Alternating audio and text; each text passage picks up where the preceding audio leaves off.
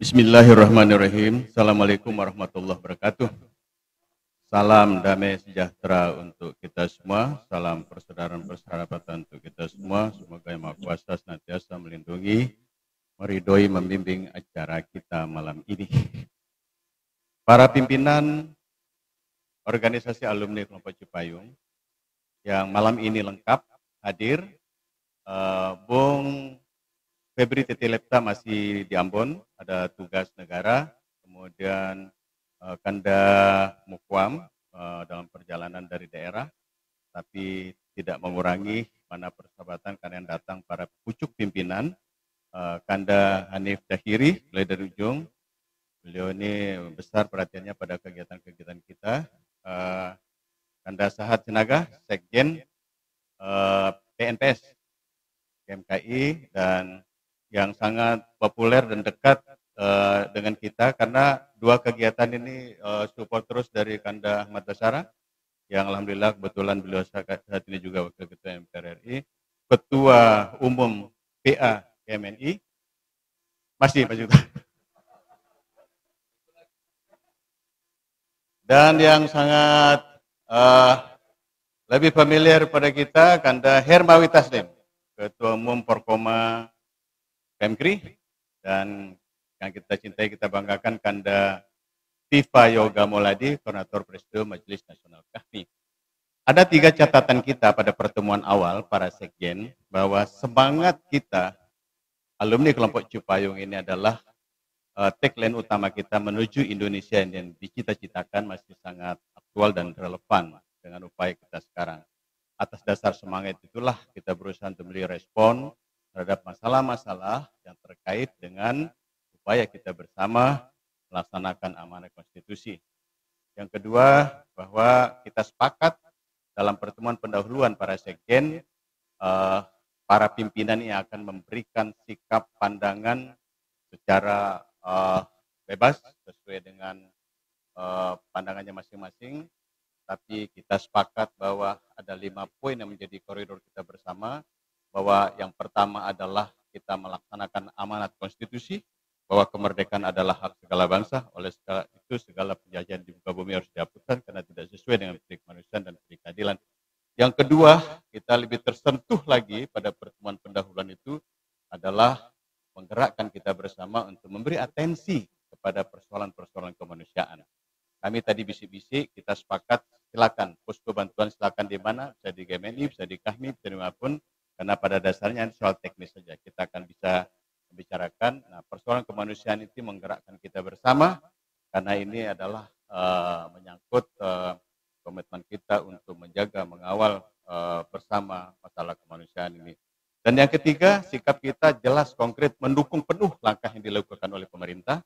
Dalam hari ini sangat menyentuh hati dan menyemangati kita bersama sikap pemerintah yang disampaikan oleh Ibu Menteri Luar Negeri di sidang umum PBB, ya 3 poin penting, memastikan bahwa Israel membuka akses untuk kelancaran bantuan kemanusiaan. Kemudian yang kedua, hentikan segala bentuk kekerasan. Kemudian yang ketiga, mendorong negosiasi multilateral yang kredibel.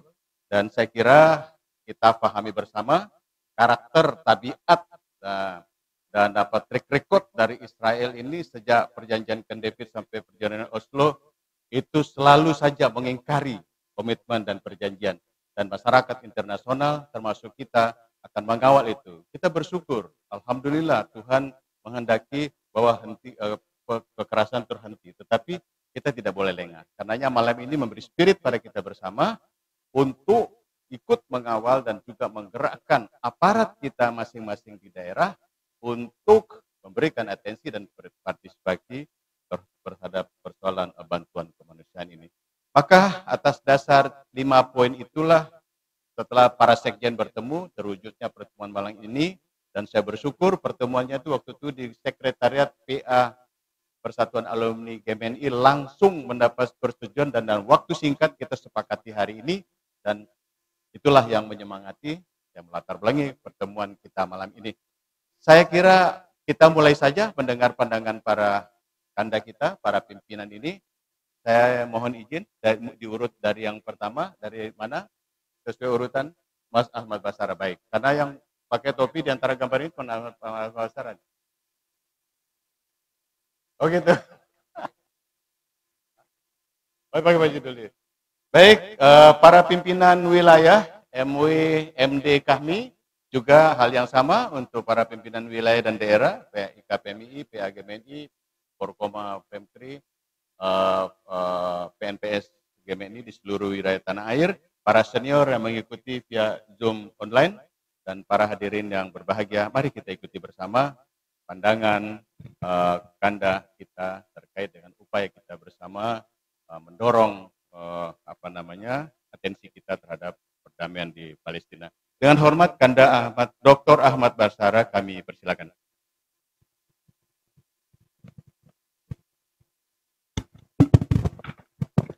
Terima kasih Pak Manimbang, Sekjen Presidium Nasional KAHMI.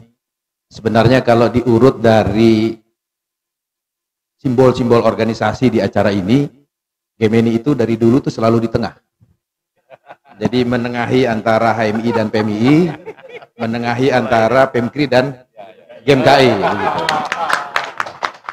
Karena satu-satunya ormas kelompok Cipayung yang tidak pakai label agama itu cuma GMNI.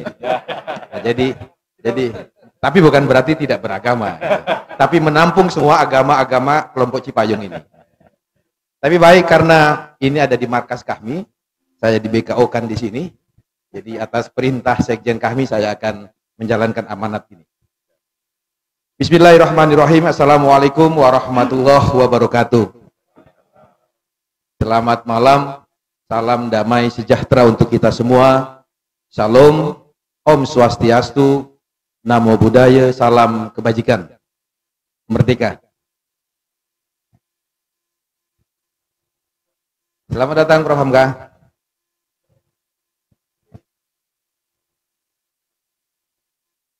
Yang sangat-sangat saya hormati, terutama para senior, para sesepuh, alumni kelompok Cipayung, baik alumni HMI, alumni PMI, alumni GMKI, alumni Pemkri, dan tentu juga alumni GMNI yang mengikuti acara diskusi kebangsaan ini, baik yang datang secara fisik atau secara offline di kantor pusat Presidium Nasional KAHMI, maupun yang hadir secara virtual.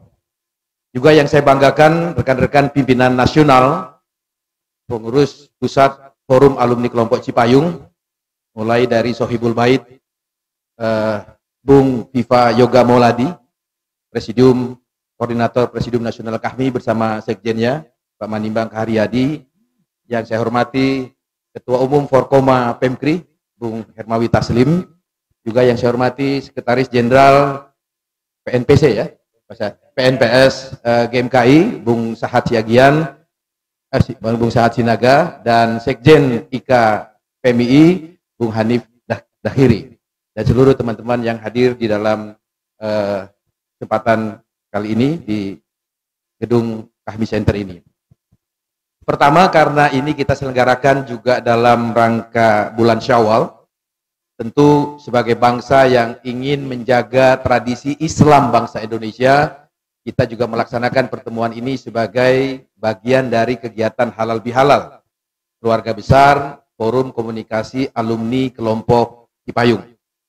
Pada momen-momen sebelum terjadinya pandemi COVID-19 ini, biasanya halal bihalal ini kita laksanakan secara offline, bertemu langsung secara fisik gitu, tetapi karena hingga saat ini bangsa Indonesia dan juga dunia masih berkutat terus untuk menyelesaikan pandemi COVID-19, sehingga acara halal bihalal pada tahun 2020 dan 2021 ini kita laksanakan dengan sistem new normal, yaitu sistem hybrid, hadir secara fisik, tapi dalam jumlah di ruangan ini tidak sampai 30 orang, tetapi yang hadir secara offline mungkin bisa ribuan orang karena diikuti oleh kanal-kanal YouTube dan lain sebagainya dan lain sebagainya.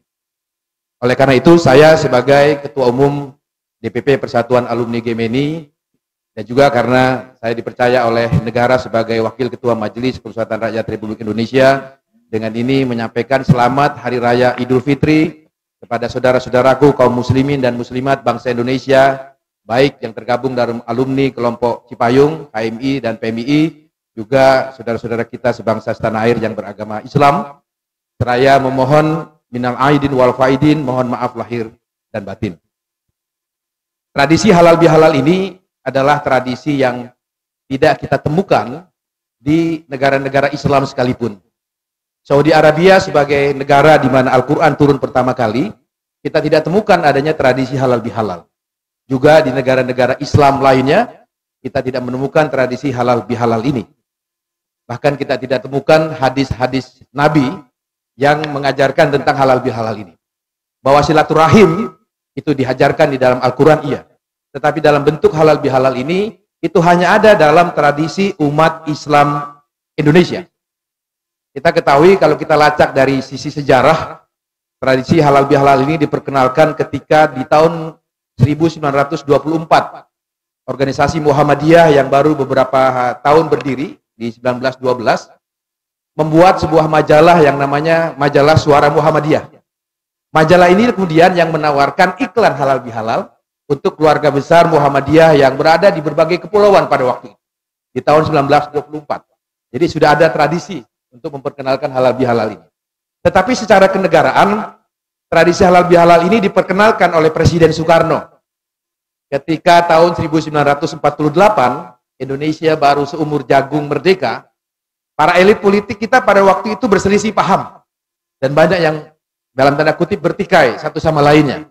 Gitu. Ketika negara Indonesia baru 3 tahun berdiri. Ya more and less kira-kira sedikit banyak dengan konflik elit pada zaman era reformasi inilah, kira-kira begitu.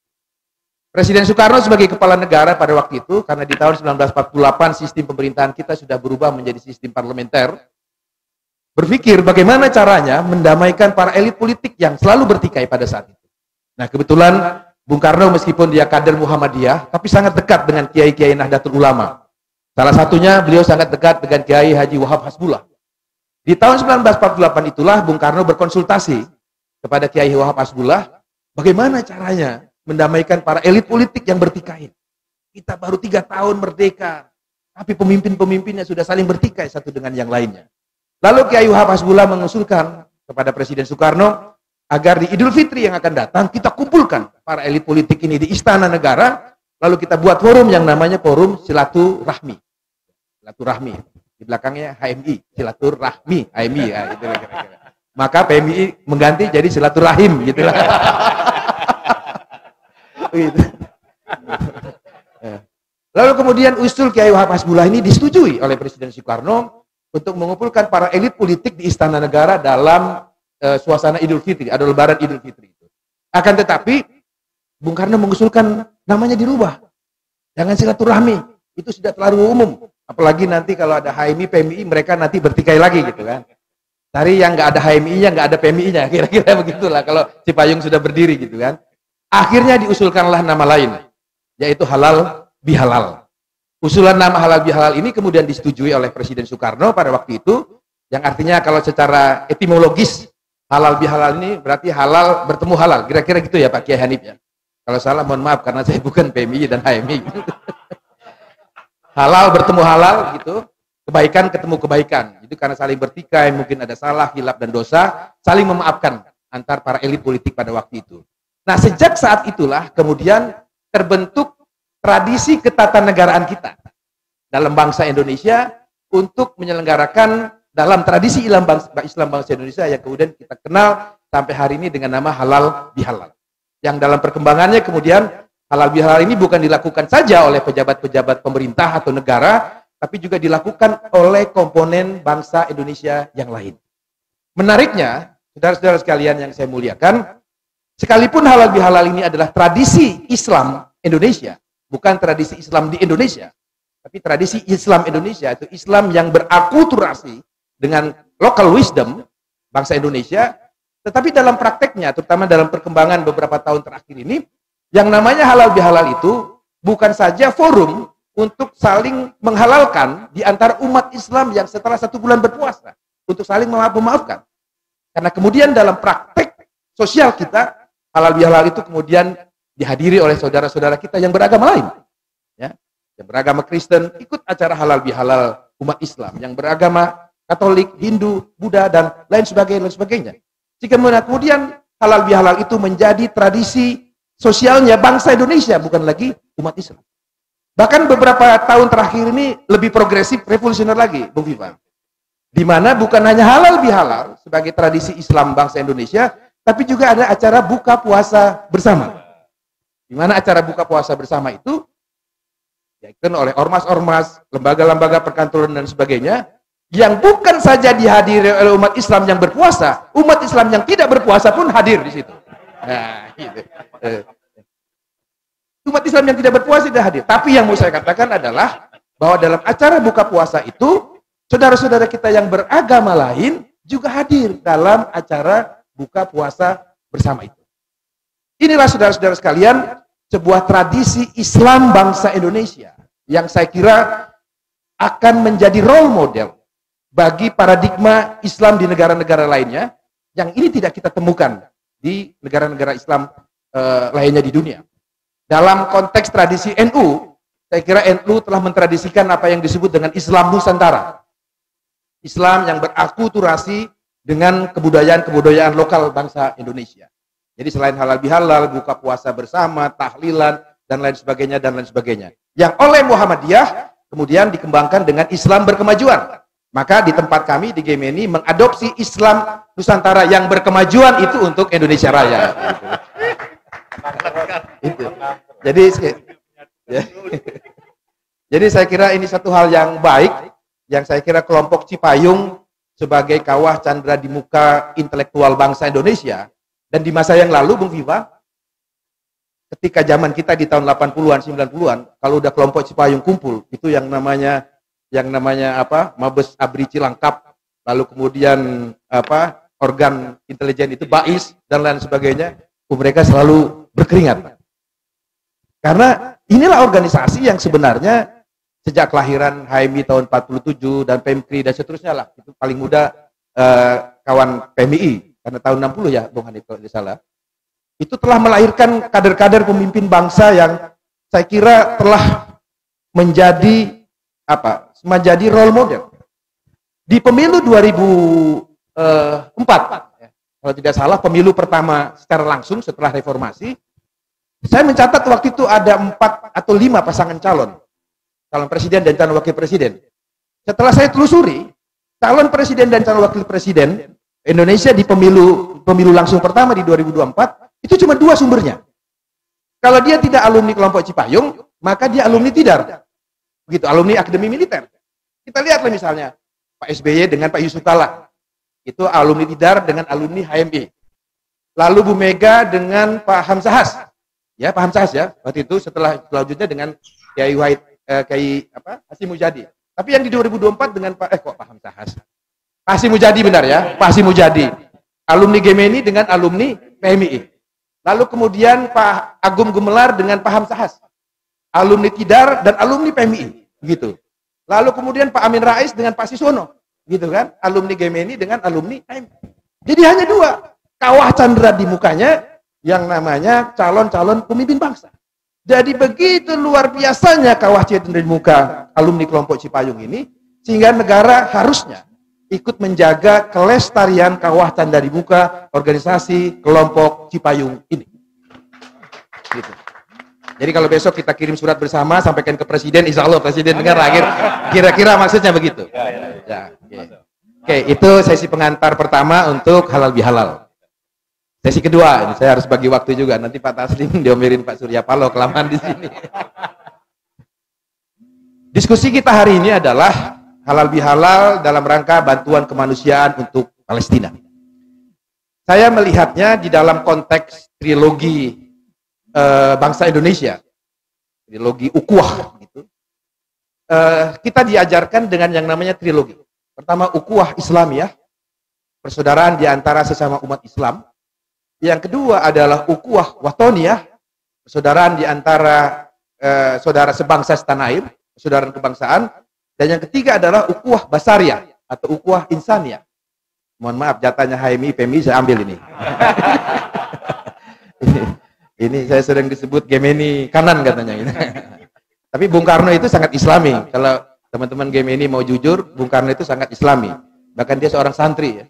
seorang santri yang saya kira keislamannya bukan secara ubudiyah, tapi dia selalu berpikir tentang kemajuan Islam untuk bangsa dan dunia. Nah, yang ingin saya katakan di dalam forum ini adalah, kalau kita bicara tentang trilogi ukhuwah di dalam konteks hubungan dengan Palestina, bangsa Palestina, pertama yang paling kuat sekali ikatannya itu adalah ukhuwah watoniyah dan ukhuwah basariyah. Bukan sekedar ukhuwah Islamiyah atau hubungan karena kita anggap bangsa Palestina itu adalah orang Islam semua. Tetapi yang lebih kuat tarikannya adalah ukhuwah watoniyah dan ukhuwah basariyah. Karena kalau kita bicara persaudaraan Islam, bangsa Indonesia bukan semuanya umat Islam. Di sini aja ada Bung Taslim yang Katolik dan Bung Sahat yang Kristen. Bangsa Palestina juga ada warga negara yang Kristen, warga negaranya yang Yahudi. Maka kalau kita bicara bangsa, ya isinya bangsa Palestina itu juga harus kita hormati. Kalau kita bicara bangsa, bangsa Indonesia juga bukan umat Islam saja. Jadi dalam konteks hubungan dengan Palestina, saya melihat tarikan yang amat kuat itu adalah dalam rangka ukhuwah watoniyah dan ukhuwah basariyah. Jadi hubungan antar bangsa. Ketika saya berbicara dalam perspektif hubungan antar bangsa, maka yang menjadi dasar kebangsaan kita pertama adalah konstitusi negara kita. Konstitusi negara kita di mukadimah atau di pembukaan atau di preambul, alinea pertama itu tadi sudah dibacakan oleh Sekjen kami, bahwa kemerdekaan itu adalah hak segala bangsa. Sehingga oleh karena itu penjajahan di atas muka dunia ini atau di atas dunia ini harus dihapuskan. Lalu diperkuat di dalam tujuan bernegara kita di alinea keempat yang mengatakan bahwa bangsa Indonesia akan ikut serta dalam usaha menjaga perdamaian dunia yang berdasarkan perdamaian abadi. Atas dasar itulah kemudian negara kita, pemerintah kita mengambil sikap politik bebas dan aktif. Bebas dan aktif ini bukan berarti kemudian diam saja ketika terjadi penjajahan di atas muka bumi ini. Maka atas dasar perintah konstitusi kita inilah, maka kemudian negara kita mengambil sikap tegas sejak presiden pertama Republik Indonesia. Presiden Soekarno pada saat beliau memerintahkan dulu, jelas sekali selain mengkonsepsikan apa yang kita sebut dengan Dasar-Sila Bandung, yang kemudian memberikan dukungan kepada kemerdekaan setiap bangsa di dunia atas penjajahannya dan termasuk mendukung kemerdekaan bangsa Palestina, dalam praktek politik hubungan internasionalnya, dalam catatan saya, Bung Karno atau Presiden Soekarno pernah membuat kesebelasan PSSI atau menolak kedatangan kontingen Israel untuk datang ke Asian Games di Indonesia. Yang akhirnya kemudian Indonesia diberikan sanksi untuk tidak mengikuti Olimpiade di Tokyo pada waktu itu. Tapi sayangnya sikap Presiden Republik Indonesia tidak diikuti oleh negara-negara lain, termasuk negara-negara Islam. Begitu. Lalu kemudian Presiden Soekarno juga pernah membuat Indonesia keluar dari PBB.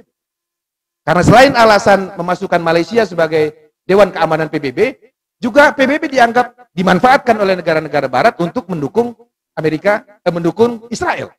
Itu yang kemudian membuat Presiden Soekarno membawa Indonesia keluar dari PBB beberapa itu. Dan presiden-presiden berikutnya, saya kira sejak zaman Pak Harto, zaman Gus Dur, kemudian Ibu Megawati, Pak SBY, dan kemudian Pak Joko Widodo, sikapnya paralel. Ketujuh Presiden Republik Indonesia sikapnya tegas, yaitu tetap mendukung kemerdekaan bangsa Palestina. Lalu alasan lain, mengapa bangsa Indonesia juga perlu mendukung kemerdekaan bangsa Palestina? Dalam catatan sejarah pengakuan dunia internasional, memang Mesirlah negara pertama yang mengakui kemerdekaan Indonesia. Tetapi jangan lupa, jauh sebelum Mesir mengakui kemerdekaan bangsa Indonesia setelah diproklamirkan 17 Agustus 1945, Grand Sheikh atau Mufti dari Palestina, Syekh Muhammad Amin Al-Husaini, itu adalah seorang Syekh, seorang Mufti yang sudah mendeklarasikan mendukung kemerdekaan bangsa Indonesia, dan bahkan dia menyerukan agar negara-negara Saudi di Arab, negara-negara di Timur Tengah itu mendukung kemerdekaan bangsa Indonesia. Jadi secara moral hubungan kenegaraan, bangsa Indonesia berhutang. Meskipun itu belum dalam bentuk negara, tetapi seorang mufti, seorang syekh dari imam besar dari Palestina, dia bukan hanya dia menyatakan dukungan, tapi dia berkampanye di dunia Arab agar bangsa-bangsa Arab mendukung kemerdekaan bangsa Indonesia. Nah, saya kira alasan-alasan kebangsaan dan ketatanegaraan inilah yang kemudian menjadi dasar bagi kita untuk terus mendukung kemerdekaan bangsa Palestina.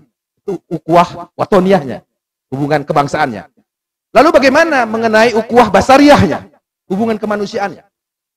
Memang benar bahwa seperti juga Indonesia, Palestina juga memiliki banyak partai-partai politik. Dan partai-partai politik juga memiliki faksi-faksi politik. Gitu. Sama lah seperti kita ini juga kan, Pak Tasliman di PMK juga ada faksi-faksi, jangankan di partai politik. Begitu. Begitu juga di Israel. Ada banyak partai di sana, ada partai yang berkuasa dan seterusnya dan seterusnya. Nah, di dalam konteks itu kita melihat bagaimana sebenarnya hubungan kemanusiaan ini dia tidak melampaui hubungan kebangsaan itu.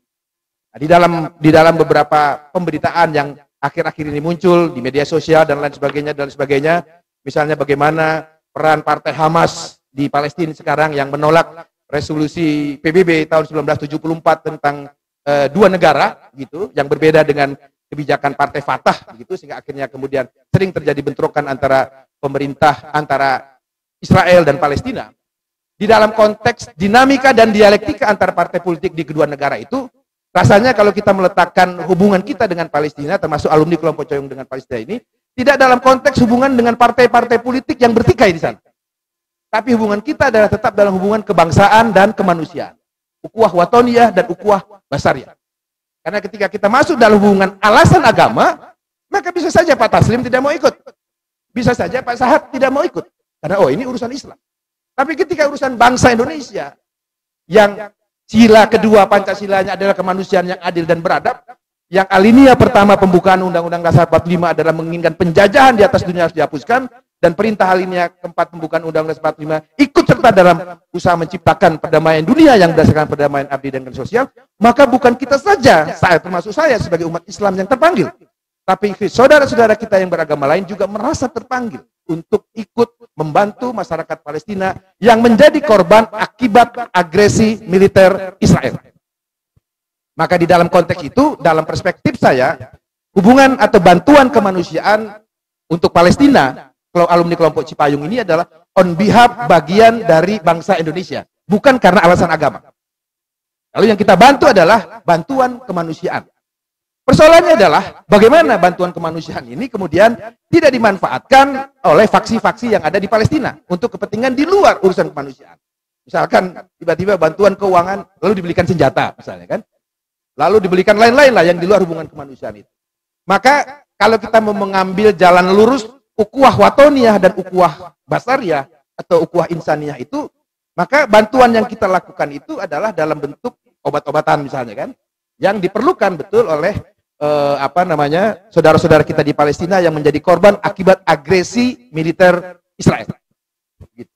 Dan bantuannya pun tidak secara tidak secara parsial melalui organ-organ yang bisa saja kita salah kamar. Maka kalau kita bicara negara, yang paling ideal menurut saya apabila kemudian kita galang bantuan kemanusiaan, lalu kemudian ada yang bentuk uang, lalu bentuk barang dalam bentuk obat-obatan gitu di satu tempat, dan kita galang. Setelah terkumpul obat-obatan itu, ya kalau dalam perspektif saya, kita serahkan diwakili oleh negara. Dalam hal ini kita serahkan kepada Kementerian Sosial dan Kementerian Luar Negeri untuk disampaikan kepada saudara-saudara kita Palestina dalam bentuk obat-obatan atau yang lain yang mendukung aksi kemanusiaan itu untuk diserahkan kepada pemerintah Palestina. Jadi kita tidak ikut campur urusan konflik internal bangsa Palestina, karena hubungan kita adalah terhadap bangsa Palestina, yang mana bangsa Palestina itu ada yang Islam, ada yang Kristen, dan ada yang Yahudi. Lalu kemudian yang terakhir, karena ini menyangkut prinsip negara hukum, karena ada pengacara di sebelah kanan saya ini, maka cara pengumpulan bantuan itu pun tidak boleh bertentangan dengan hukum. Karena ada Undang-Undang Nomor 9 Tahun 61 tentang pengumpulan uang dan barang. Maka kita ikuti rule of game itu, Bang Manibang, agar kita melakukan perbuatan baik ini dengan cara yang benar. Memang paling susah di Republik ini berbuat baik dan benar, atau berbuat benar dan baik. Kadang-kadang kita berbuat baik dianggap tidak benar, dan berbuat benar dianggap tidak baik. Nah, alumni kelompok Cipayung harus berpikir gimana caranya kita berbuat baik, tetapi dengan cara yang benar. Untuk tidak mengambil waktu, karena masih ada para punggawa yang lain, saya sudahi di sini. Mohon maaf, Bung Dipa, Bung Hanif, beberapa ayat-ayat saya kutip yang sebenarnya itu adalah kaplingnya HMI, PMI gitu. Tapi saya lakukan ini agar kita tidak terus-terusan dituduh kafir dan komunis. Terima kasih. Wallahul muwaffiq ila qaumit thoriq buat PMI. Billahi taufiq wal hidayah buat HMI. Wassalamualaikum warahmatullahi wabarakatuh. Om Santi Santi Santi Om. Merdeka!